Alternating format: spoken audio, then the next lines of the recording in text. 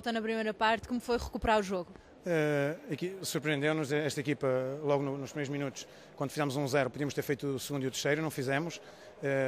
E na primeira parte foram 6 tiros, 6 melros, 6 bolas que o Santo Adrião chutou à baliza, marcou golo. Partimos na segunda parte contra o tempo, contra o resultado.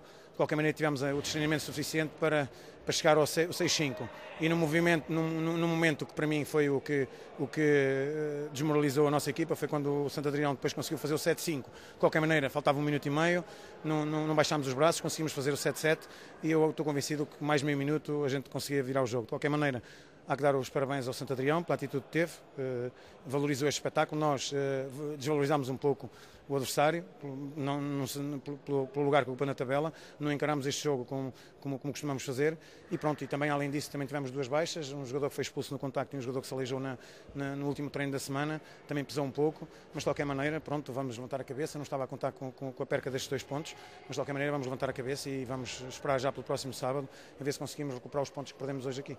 Começando a primeira parte com vantagem, como é que foi esta virada de jogo?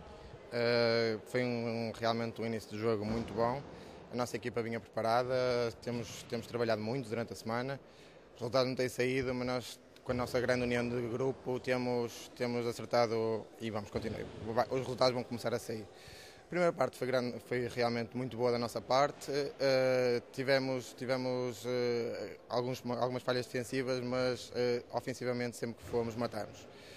Na segunda parte,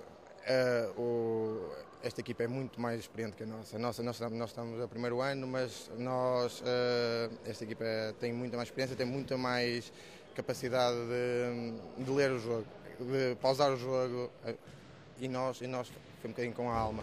Sempre muito organizados, mas muito com alma. E acabámos por sofrer 4 golos. 4 golos, nós sofremos 5 golos. Marcámos um e ainda tentámos fazer o nosso. Pensei que íamos sair daqui com uma vitória, mas há que dar os parabéns à equipa deles. São uma equipa muito experiente, um treinador muito bom, que joga muito, tem muita experiência e felicidades para eles. E para a próxima vamos tentar ganhar.